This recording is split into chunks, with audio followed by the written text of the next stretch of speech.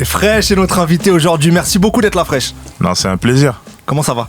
Ça va super et toi ? Bah moi ça va, je suis très content que tu sois là. Déjà, parce que ton film préféré c'est Training Day, donc on est ensemble sur Il ça. est méchant ce film. Il est méchant, Denzel Washington Forever. C'est Ensuite, beau. parce que tu avais des posters de Tupac dans ta chambre, ça nous fait 2 points communs. Non mais ouais, ça toi y est, aussi vous deux, je vous dérange Bien pas. sûr. En plus, je t'ai pas dit bonjour, Elena. Grave, merci. Toi aussi, tu bonjour. vas bien ? Oui, moi ça va très bien, merci. J'ai Training Day, pas c'est de ton- poster de Tupac, les gars, mais je peux m'inclure dans le truc ou pas ? Oui, tu peux. Évidemment, viens avec nous. Mais surtout, la vraie raison pour laquelle on est content de te recevoir, c'est parce que tu viens de sortir ton premier album 4 mois après ta victoire dans Nouvelle École sur Netflix. Le projet s'appelle À l'abri. Est-ce que tu te sens un peu relâché maintenant que c'est dehors ? Franchement, ça fait du bien, ouais. Je me dis, tu sens, tu vois, quand t'arrives au bout d'un tunnel, vraiment là, on a beaucoup travaillé. En plus, tu viens de dire 4 mois, t'as eu dans ma tête, j'ai l'impression que c'était beaucoup plus long, mais en vrai de vrai, ça fait que 4 mois que je suis sorti de l'émission et puis qu'il y a eu tout ce qui s'est passé cet été. Et ça me fait kiffer de sortir un album, là, ça me fait du bien, franchement. C'est quoi le retour qui t'a fait le plus plaisir là depuis la sortie ? C'est le retour qui m'a fait le plus plaisir. Je pense que c'est ceux qui ont compris que j'avais diverses Palette artistique. diverses palettes Ouais. artistiques et que j'étais pas coincé à faire que de la trappe ou quoi. Et j'ai apprécié aussi le fait que les gens ils kiffent mon côté mélo. Ouais. Tu vois, parce que je kiffe la mélo à côté du rap et tout, et ça m'a fait plaisir que les gens, que les morceaux qui ressortent le plus actuellement, c'est des morceaux plus mélo et tout. Ça m'a fait kiffer. Je me suis dit, ça veut dire, ils adhèrent et ça me permet, tu vois, ça m'oriente un peu, tu vois, dans les choix pour la suite, tu vois, c'est bien. T'as l'air, je te trouve dans les médias, sur les réseaux, très serein, alors que t'as dû découvrir très très vite l'industrie et les énormes projecteurs. Mais on a l'impression que t'es à ta place, tu vois. Ouais. Mais en vrai, à ma place, je sais pas, mais en tout cas, préparé, tout simplement, tu vois. Je me dis, à partir du moment où je me suis lancé dans cette aventure, je sais à quoi m'attendre, tu vois. Donc ça veut dire, je travaille beaucoup, je travaille très souvent, tu vois, que ce soit au niveau de la musique, comme tout simplement au niveau de comment me comporter, m'exprimer, etc. Comment la vie d'artiste, tout simplement, Ouais. tu vois. Je sais que je suis fait pour ce truc, en vrai, tout simplement, tu vois. Et je le prouve tout quotidiennement, j'essaye de le prouver quotidiennement, tu vois. Elena. Ouais, ça fait 4 mois que t'as gagné Nouvelle École, mais en vérité, le tournage c'était il y a 1 an. Ouais. Donc t'as gagné depuis octobre 2021. Enfin, tu le sais, toi, Ouais. depuis octobre 2021. Qu'est-ce que t'as fait jusqu'à juin 2022 ? Est-ce que tu t'es dit, bon, vas-y, j'attends que ça sorte ? Ou tu te préparais déjà ? Non, jamais de la vie, ça c'est la mort d'attendre. Tu peux pas attendre. Non, justement, en plus, comme c'était un secret, entre guillemets, tu vois, il faut s'occuper. Et réellement, j'avais vraiment beaucoup de travail pendant cette période-là. C'est-à-dire, dès que l'émission est finie, j'ai pris quelques semaines pour moi et puis je suis directement rentré en studio en me disant que vas-y, quand l'émission va sortir, faut que tu sois prêt, faut que tu aies des morceaux de prêt, faut que tu aies déjà une direction artistique, faut que tu aies une équipe solide pour assumer le choc, parce qu'on savait que ça allait être gros, pas aussi gros que ce qui s'est passé, mais j'avoue. on savait qu'il allait se passer quelque chose en tout cas, donc ça veut dire on a beaucoup travaillé, on était déjà sur l'album, ça veut dire fin 2021, on avait déjà commencé à enregistrer, on travaillait beaucoup l'album. En plus de ça, on a commencé à visiter les partenaires, on a trouvé notre partenaire Believe par exemple, on a commencé à bosser avec Believe avant la sortie de l'émission pour justement élaborer notre stratégie, notre plan d'attaque pour l'été. Donc en vrai, il y a eu tellement de travail que les 8 mois sont passés très très vite. Tu parlais du tunnel tout à l'heure, un peu de travail. Il a ressemblé à quoi ton été ? Parce que franchement, ça avait l'air d'être une sorte de course contre la montre. Et laisse tomber, cet été, c'était à la fois le plus bel été, on dit bel été ? Ouais, bel été. Ouais. Le plus bel été de ma vie et en même temps le plus fatigant parce je pense que depuis début juillet jusqu'à aujourd'hui, j'ai pas fait une nuit complète tellement il y a eu tous les shows, il y a eu tous les shows, les médias qui cherchaient à me voir, etc. Et moi, vu que j'étais dans une période où ça parlait énormément de moi, il fallait que je me montre un peu, etc. Donc j'étais un peu partout et moi je suis de Belgique à Liège, ça veut dire que peu importe où je vais, ça sera loin. Tu vois ce que je veux dire ? Donc on a passé pas mal de temps sur les routes, on a beaucoup tourné, showcase, etc. Parce qu'avec le succès de Shop et Drama Queen, ça m'a permis d'avoir des morceaux qui m'ont permis de kiffer avec le public directement. T'as tu même vois. fait les Ardentes. Ouais, voilà, tu Truc vois, de ouf. les Ardentes, c'était de la folie. Franchement, c'était de la folie, tu vois. Et ça veut dire j'ai directement eu ce tremplin-là, parce que déjà tu viens avec une émission Netflix, donc t'as un public qui se crée un peu partout en Europe. Ça veut dire on a beaucoup voyagé, tu vois. Je suis allé au Portugal, je suis allé en Espagne, je suis allé à l'île de la Réunion, tu vois. En gros, c'était le marathon réellement, c'était un été de folie. Et puis la finition de l'album, j'imagine, en plus en parallèle. Exactement, et c'était ça le plus dur, parce qu'en vrai de vrai, à la base, comme tu as dit, l'émission, elle s'était finie en octobre 2021. Ça veut dire que j'avais travaillé l'album presque 8 mois avant la sortie de l'émission. Mais après, avec l'été que je vivais, j'avais une nouvelle réalité parce qu'en vrai de vrai... T'avais d'autres envies, en fait. Voilà, j'avais d'autres envies. Et quand j'écoutais l'album, je me suis dit... Mais non, il n'y a pas tout là. Parce que je me suis dit, ma nouvelle communauté, il faut qu'ils se sentent concernés par cet album. Tu vois, donc je me suis dit, non, les gars, il faut faire une mise à jour. Et au final, ça a été plus qu'une mise à jour. On a refait 80% des morceaux pour qu'on ressente dans le discours que ouais, le mec, il est conscient de ce qui lui arrive, il connaît sa place, quoi. Bah oui, parce qu'en plus, quand tu gagnes un concours comme ça, c'est loin d'être le point d'arrivée. En fait, c'est juste le point de départ parce que les gens, ils attendent que tu prouves après que t'as mérité ça. C'est le plus dur, ça. Ouais. Comment t'as géré ça mentalement, justement? Ben mentalement, j'ai pas eu de problème parce que déjà, je suis quelqu'un qui... Alors que de base, non, mais c'est avec le temps que c'est venu, mais je suis quelqu'un qui a... Quand j'ai une stratégie en tête et que tout est en place et carré dans ma tête, ben, j'ai très confiance en moi, surtout quand je sais que c'est solide ce que j'ai préparé. J'ai confiance en moi, j'ai une équipe aussi très solide avec laquelle j'avance depuis toujours. Ça veut dire que déjà, rien que mon cercle à moi... et était très solide et très positif, il y avait une good vibe, ça veut dire on a une relation saine entre nous et on avançait de manière à... On se faisait plaisir en fait, donc ça veut dire le stress de savoir qu'est-ce qui va arriver et tout, ça, c'était un bon stress dans le sens où déjà tout ce qui se passait était déjà tellement beau qu'il n'y a rien...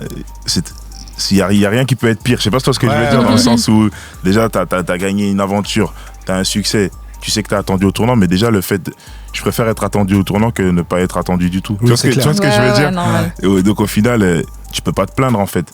Mais c'est un peu compliqué aussi parce que tu te dis, vas-y, quand t'es sous les feux des projecteurs comme ça, tu peux t'attendre à tout en termes de critiques, en termes de demandes. Et tout le monde va, comme t'es le sujet du moment, tout le monde va chercher à mettre sa pierre à l'édifice. Tu vois, je te parle de réseaux comme Twitter et tout. Ouais. Tout le monde va chercher à dire son scoop sur le truc et tout. Et ça peut être gênant, mais nous, franchement, on prend du plaisir à vivre tout ça, je te jure. Parce que comme je t'ai dit, c'est mieux d'être dans cette position-là que l'inverse, hein, réellement. Et puis toi, t'as 3 titres là qui fonctionnent en plus, même avant la sortie de l'album. Ouais. Donc j'imagine que ça te permet de relâcher la pression. Tu te dis, ouais, bon, je suis dans le truc, quoi. Bah, en fait, t'es plus serein déjà, dans le sens où à partir du moment où t'as déjà plusieurs titres qui fonctionnent avant la sortie de ton album, t'es serein dans le sens où tu te dis que l'album, c'est juste pour confirmer, donner plus de musique à consommer à ton public. Mais ça change en rien à l'élan sur lequel t'es parti, parce qu'en soi, t'as déjà des morceaux qui fonctionnent, en fait, tu vois. Et si t'en as qui fonctionnent moins, bah, tu regardes justement, et comme je t'ai dit, t'es sous les feux des projecteurs, tu regardes les critiques, tu regardes ce qui a été, ce qui a pas été, et tu continues à travailler, en vrai. Comme ça fait que 4 mois, en vrai de vrai, que je suis là, donc on n'est pas pressé, c'est-à-dire on se met pas une grosse pression, on est juste conscient de la position dans laquelle on est.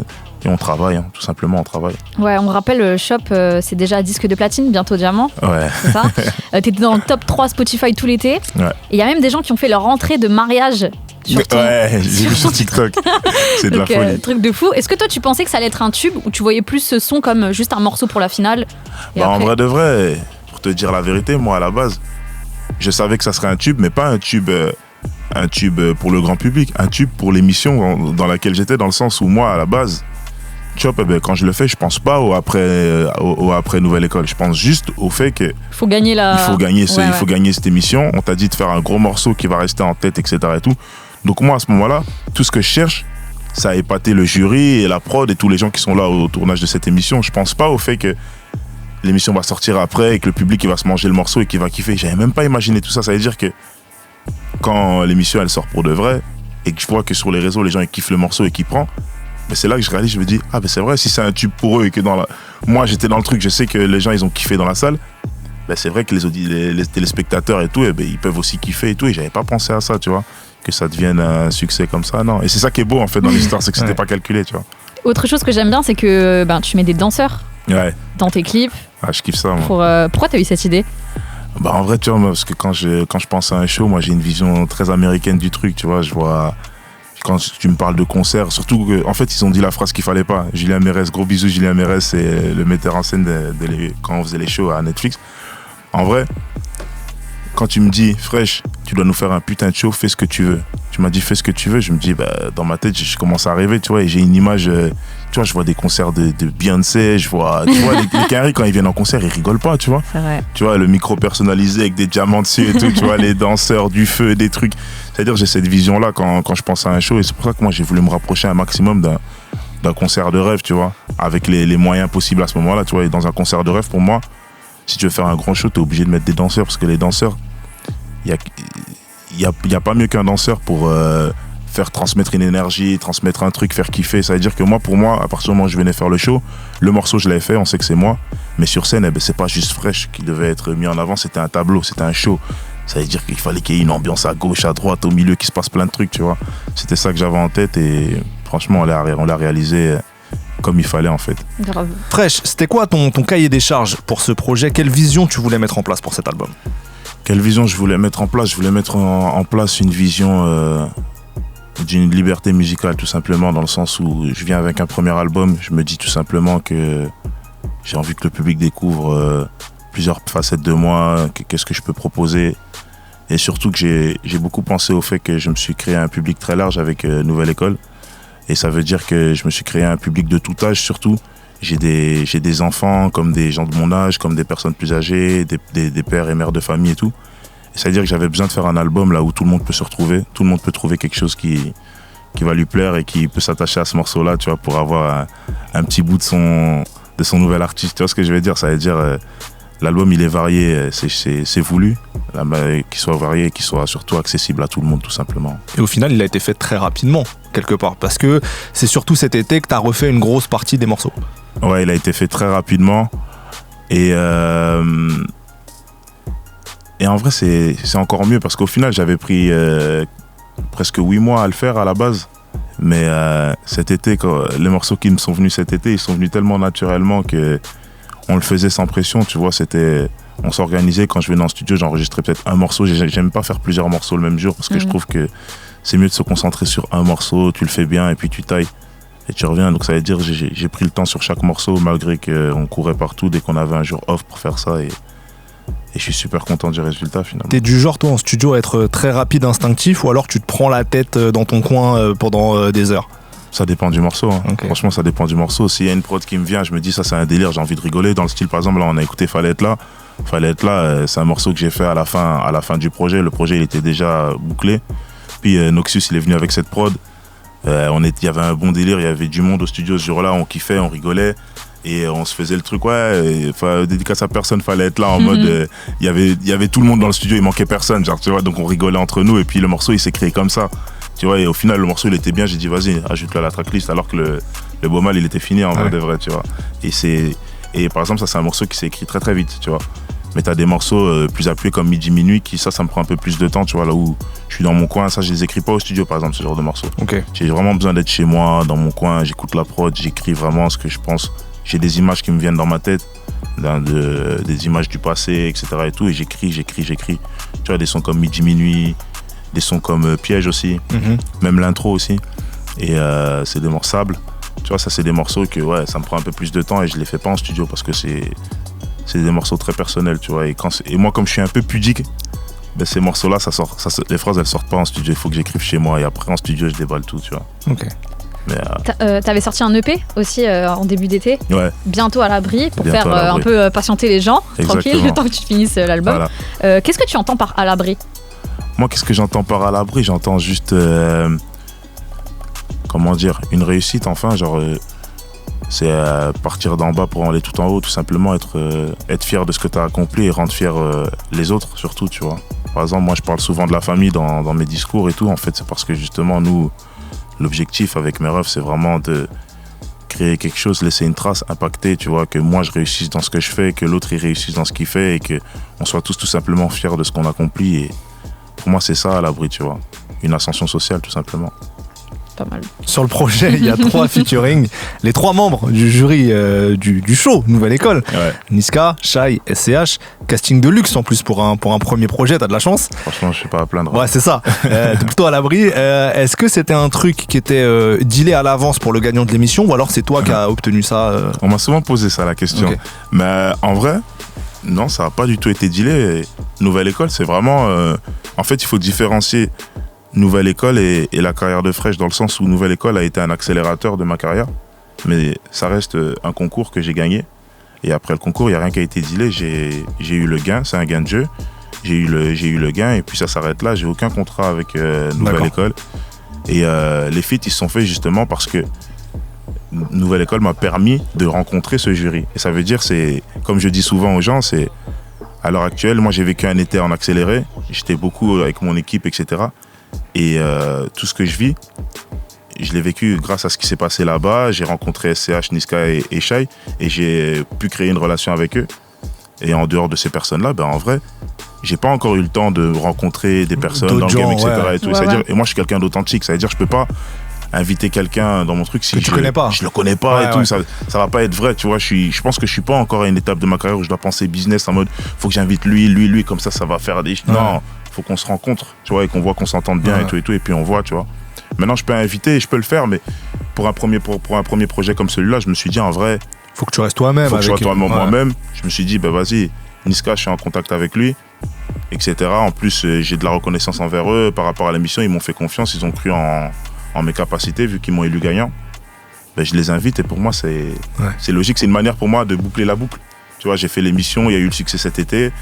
L'été est fini, l'album il sort. Pour moi, la boucle elle est bouclée, tu vois. Et je peux passer à la suite. Et c'était pas trop dur de les contacter, de les joindre, parce que c'est quand même des grosses stars aussi. Tu vois, ils ont leur emploi du temps et tout. Ouais, ça veut dire que à ce moment-là, vu que c'est moi qui ai besoin d'eux, entre guillemets, je dois faire attention à essayer de moi maintenant créer le plus de place dans mon planning pour les faire rentrer dedans, parce que même moi, c'était parce que c'est même pas que par rapport à eux, mais même moi, c'était difficile pour moi de caler de la place vu que j'étais un peu partout cet été.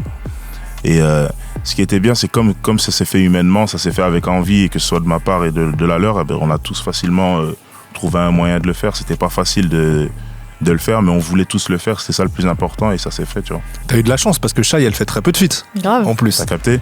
Comment tu l'as convaincu? C'est comme ça, elle a accepté direct? Bah réellement, ouais, quand je lui ai parlé de ça, je lui ai dit clairement que voilà, moi ça me tenait à cœur de le faire, tu vois, en vrai de vrai. Parce que j'avais contacté Niska en premier. Et je lui avais expliqué que ouais, moi je faisais mon projet, mon album c'est l'histoire de ma vie, c'est mon parcours de avant Netflix, pendant Netflix et après Netflix, et pour moi ceux qui m'ont ouvert les portes c'est vous tout simplement, tu vois. C'est logique, ouais. J'ai une reconnaissance et je me dis c'est logique pour moi de vous inviter sur cet album. Niska elle a accepté, j'ai invité Shai, et je lui ai dit la même chose en vrai, et SCH pareil, en soi. En fait le discours il était tellement cohérent que aucun des trois a chipoté en vrai de vrai, tu vois. Et grâce à ce morceau, cette collab avec Shai, on apprend son salaire pour le show Netflix. Ah ouais. Ça, moi je suis pas au courant, hein, moi. T'es pas dans les contrats, mais en tout cas t'as appris l'info. Moi aussi j'ai appris l'info, mais moi j'ai dit ah bon. Ah ouais, 5 fois. Parce que c'est ça qu'elle dit. Justement, son couplet qui fait pas mal parler depuis quelques jours là sur Twitter, on écoute, ça fait comme ça. Et je suis pas venu pour montrer mes robes. Boss bitch, j'ai pris 5 fois ce qu'a pris Fresh dans Nouvelle École. Rien que la phrase là, il y a tout le monde qui en parle. Toi, c'était quoi ta réaction quand t'écoutais son couplet? Franchement, moi j'ai rigolé, moi j'ai kiffé en fait. Tu vois, juste le fait. Déjà, j'ai pris 5 fois ce qu'a pris Fresh dans Nouvelle École. Tu vois, je me dis, en fait c'est insolent et j'ai kiffé parce que c'est du Shai en fait. Tu vois, c'est là que je me suis dit, elle s'est appliquée. Tu vois ce que je veux dire? Quand tu reconnais le personnage, quand il y a des phrases qui te font rire comme ça et que tu sais très bien que cette phrase-là, elle va faire parler et tout, je me dis, elle sait ce qu'elle fait, elle s'est appliquée et tout, et moi je me sens juste respecté en fait dans ce truc-là, parce qu'en vrai, qu'elle ait pris 5 fois ou 10 fois ce que j'ai pris dans Nouvelle École, moi ça me regarde pas, je me dis juste putain, s'il m'appelle moi aussi maintenant je sais où je peux mettre le minimum maintenant. Tu vois ce que je veux dire? Et puis tu restes la référence à laquelle elle se compare là. Exactement, tu vois en fait ce qui me fait kiffer dans les 3 morceaux avec Shai, Niska et SCH, c'est que ce qui me fait kiffer, c'est qu'ils ont tous les 3 fait une petite référence, une petite case d'aide et tout, et ça montre qu'ils le font vraiment, ils s'appliquent, tu vois, ils sont là, ils prennent du plaisir à le faire, tu vois, et moi c'est ça que j'ai le plus kiffé. Et puis la petite référence, moi ça m'a fait kiffer parce que c'est du Shai à 100%, tu vois, c'est ça. Quand elle me l'a envoyé, j'ai écouté, j'ai dit ouais Shai, tu sais ce que t'as fait là. Bien sûr. Tu sais que ça va parler. Ouais, tu sais ce que t'as fait là. Elle rigolait elle-même, tu vois, j'ai dit ouais tu sais ce que t'as fait. Mais franchement, non, c'est bon délire. Moi, j'ai kiffé de ouf. Il y a plein de gens qui disent, oh, mais elle l'a piqué sur son son. Non, tranquille. C'est parce que justement, comme il y a un gros montant, elle en rajoute. Ouais, exactement. C'est de l'ego trip en fait. Voilà, tu vois, moi, j'ai kiffé de fou en tout cas, et elle le sait. Absente depuis 2019, quand elle avait sorti Antidote, pas de couplet sauf pour toi. Donc, truc de ouf. C'est quoi la relation que vous avez? Parce que c'est elle, au final, qui est venue te chercher en Belgique pour l'émission. Ouais.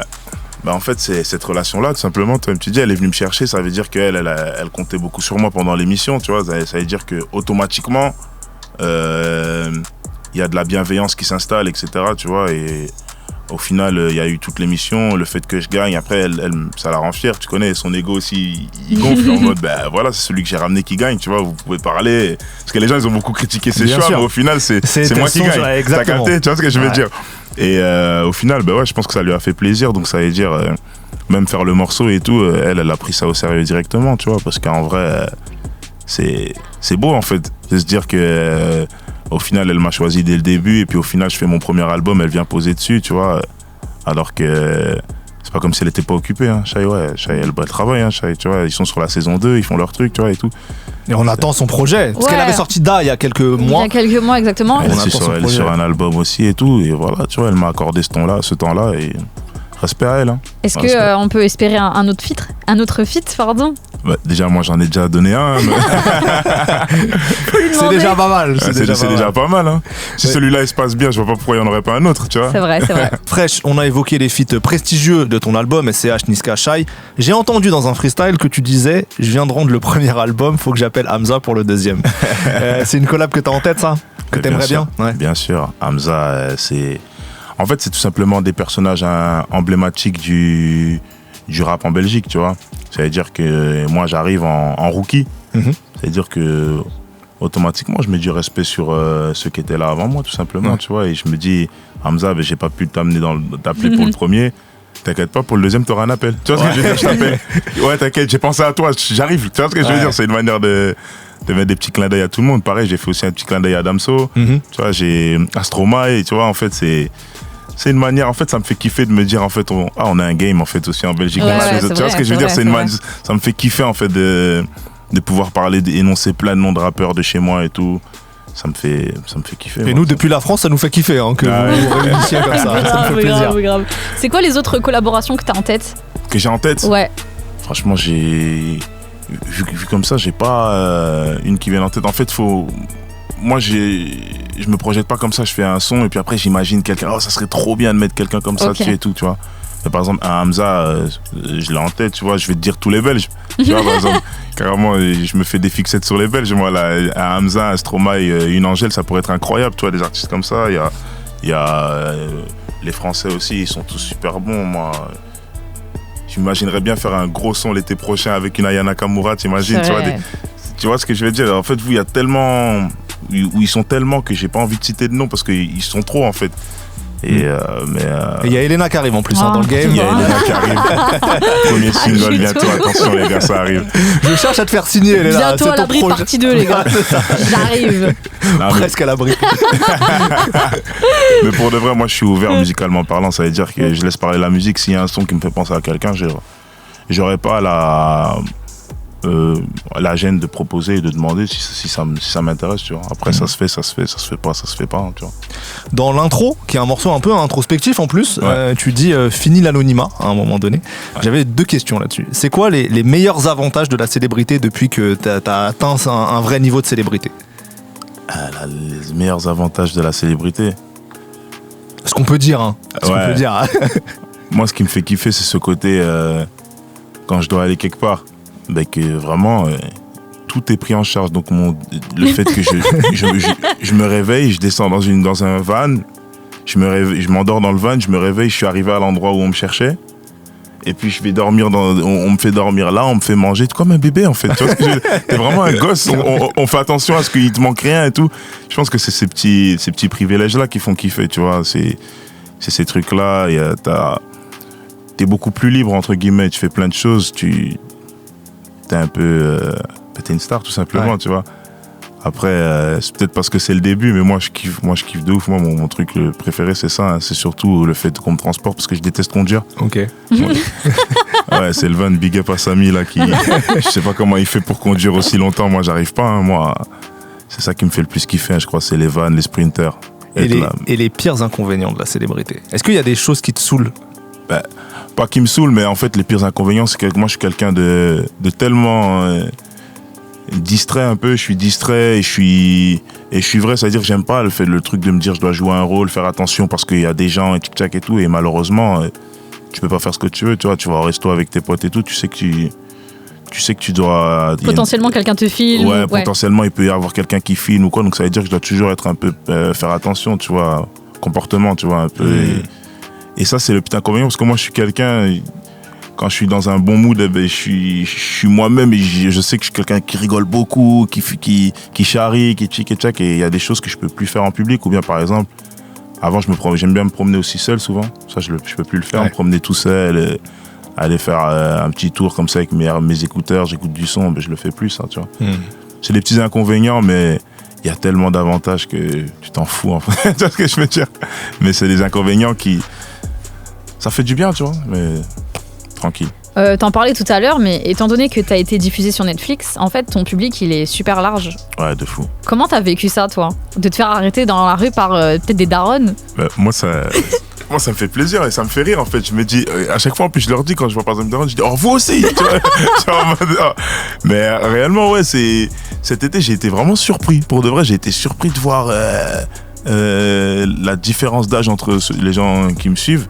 Par exemple, je te dis, j'ai eu des showcases où dans la boîte, je vois une daronne qui vient me dire salut, moi je viens pas en boîte de base, mais je suis venu parce que ma fille est super fan de toi et elle a pas l'âge pour entrer en boîte. Est-ce qu'on peut prendre une petite photo, une petite vidéo, comme ça je lui montrerai qu'on t'a vu et tout. C'est fou, plaisir. C'est dinguerie. Ouais. Tu vois ce que je veux dire? Tu vois à quel point ils sont dévoués, des parents qui viennent en boîte alors qu'ils ont rien à faire là, carrément ils te le disent carrément. Ils viennent en boîte parce qu'ils savent que t'es en showcase dans la ville et que c'est des petites villes en plus. Là où c'est pas commun de voir des gens, tu vois, c'est des petites villes de campagne et tout. Et ouais, tu vois, ils viennent pour passer un moment avec moi et montrer à leurs enfants en rentrant que ouais, regarde, on a vu Fresh. Regarde, maman était en boîte avec moi. Mais c'est une dinguerie en fait, à ce moment-là, moi à chaque fois je suis là, je me dis putain les gens ils se déplacent, là c'est vraiment ça, ils se déplacent. Et c'est là quand je rentre, je me dis putain les gars, faut qu'on commence les concerts, comme ça les gens, n'importe qui peut venir. Tu vois ce que je veux dire? Parce que réellement les showcases c'est un peu limité en termes de public. Et moi le public que j'ai, c'est pas spécialement un public qui va en boîte de nuit. Tu vois, comme je t'ai dit, j'ai tous les âges en fait. Tu vois, et faudrait pouvoir créer des événements là où tous les âges justement sont prévus. Tu vois. D'où un album diversifié comme le mien. Exactement. Fresh est toujours notre invité aujourd'hui dans Studio 41. On a bien parlé de son premier album À l'abri qui vient de sortir. Il est l'heure maintenant de l'interview playlist. On veut en savoir plus sur tes goûts musicaux. On commence tout de suite avec une première question. Quel est le son que tu as probablement le plus saigné dans ta vie? Que j'ai probablement le plus saigné dans ma vie. C'est dur.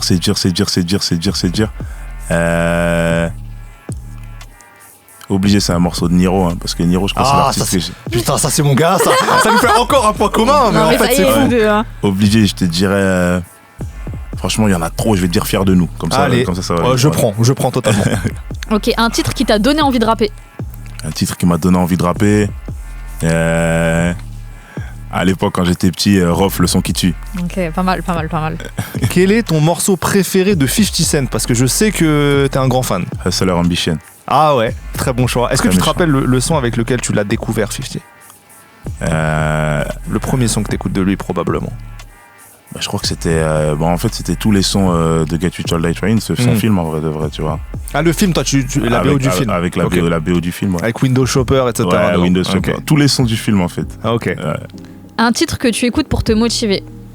Pour me motiver, j'aime bien écouter Ambition de Meek Mill. Pas mal. Ouais, j'aime beaucoup. Ça c'est mon gars, ça, tu vois. J'adore Meek Mill aussi, hein. Je vous dis, on est tous ensemble. Okay. Meek Mill, je l'ai saigné aussi pendant une époque. Ah bah ouais. Le morceau le plus improbable que tu as dans tes playlists? Un petit plaisir coupable, tu vois. Un petit plaisir coupable. J'ai improbable que j'ai dans mes playlists. Attends, parce que moi j'en ai beaucoup. Moi j'écoute plein de trucs différents. Ça veut dire c'est pas très coupable. Hein. Pas très coupable. Ah, c'est à nous de juger la culpabilité. Hein. Grave. En tout cas, je te dirais J'élimine de Ronicia. Ah, j'adore. J'attends pas, j'élimine. Ouais, je te jure, je sais pas pourquoi j'ai kiffé ce morceau là. Ouais, il est fort ce son. Un morceau qui te rappelle ton enfance. Un morceau qui me rappelle mon enfance. Je te dirais California Tupac. Ok. J'ai l'impression qu'on est de la même famille. Tu vas dans le futur, dans 50 ans, et tu fais écouter un son de rap aux jeunes du futur pour leur montrer ce que c'est le rap de notre époque. Ouais. Tu choisis quoi? Shop. Oui, évidemment, bonne réponse, ok. Bien sûr. Est-ce qu'il y a un clip qui t'a marqué dans ta vie? Si oui, lequel? Un clip qui m'a marqué dans ma vie? Attends. Un clip qui m'a marqué dans ma vie, putain. Ça devrait être un clip de Kendrick, je pense que je kiffe trop les clips à Kendrick. Ouais, il est fort, très fort sur l'image Kendrick. Ouais, de fou malade. Mais j'ai pas de titre en tête comme ça. Un titre, attends, un truc comme ça, je vous en donne un quand même. Un clip qui m'a marqué dans ma vie, je te dirais...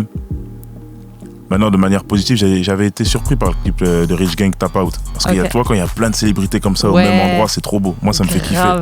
Ça serait un rêve pour moi. Tu vas faire un clip, t'as tellement de gens connus dans le même clip qui jouent des rôles, en plus qui jouent le jeu. C'est trop stylé. Ouais, ça doit coûter un bras surtout. Qu'est-ce qui arrive pour toi, Fresh, dans les mois à venir? Des concerts, des clips, qu'est-ce qui arrive? Franchement, ouais, là, on va continuer à défendre l'album. Il vient de sortir, donc ouais, des clips. Ouais. On va faire des clips, ouais, et puis, ouais, pourquoi pas des concerts. T'attends de voir pour les clips les morceaux qui vont plus fonctionner ou t'as déjà en tête des... Bah moi, j'ai mes préférences, bien sûr. J'ai ceux que j'ai déjà mis sur le côté en mode ça, c'est sûr. J'ai l'impression qu'il faut clipper, mais maintenant, je laisse quand même... Le public, je regarde un peu, je laisse un peu le public décider, entre guillemets. Et on va te retrouver au Hip Hop Symphonique, le show Hip Hop Symphonique de Move le 16 novembre prochain. Le 16 novembre, ouais. Tu seras accompagné d'un gros orchestre, là. Ouais, franchement, ça va être pas mal. Hein. Pressé de voir, en tout cas. Ça va vraiment être pas mal. Je pense que ça va être un bon moment, ouais. Est-ce que tu sais déjà les morceaux que tu vas faire ou c'est secret? Je sais pas si je peux en parler. Hein, on dit rien alors. On dit rien. On dit rien comme ça. Mais tu sais déjà ce que tu vas faire. Moi, je sais ce que je vais faire. Très, très bien. Petite dernière question, parce que là, tout est arrivé très, très vite pour toi. Ouais. Est-ce que tu te projettes? Est-ce que tu sais, par exemple, dans 5 ans, tu te vois où? Franchement, dans 5 ans, moi, je me projette, mais j'aime pas trop. J'aime bien vivre l'instant présent. Mais par contre, je sais que dans 5 ans, normalement, je suis censé avoir accompli pas mal de choses, hein, je pense. Hein. J'aimerais bien avoir pu faire une vraie tournée, en tout cas, avant les 5 ans, en tout cas. Tu vois, là, j'ai quel âge? J'ai 25 ans. C'est-à-dire, avant mes 30 ans, j'aimerais pouvoir avoir fait une belle tournée concert, avoir sorti 2-3 albums et commencer à profiter de la vie, peut-être. Ouais. Tu vois, on profite déjà, on kiffe la vie déjà, mais je pense que dans 5 ans, je me vois déjà avoir... quand même cocher plus de cases dans la musique, en tout cas, je pense. Bah, c'est tout ce qu'on te souhaite. C'est bien parti, a priori. Alors, on va voir. Hein. Le projet À l'abri est disponible partout depuis quelques jours. Allez le découvrir. Premier album de Fresh. Merci beaucoup d'avoir été avec nous. On est content de t'avoir reçu, vraiment. Merci à vous. Merci. Même, le plaisir est partagé. Ça fait plaisir. Studio 41 avec Ismaël et Elena.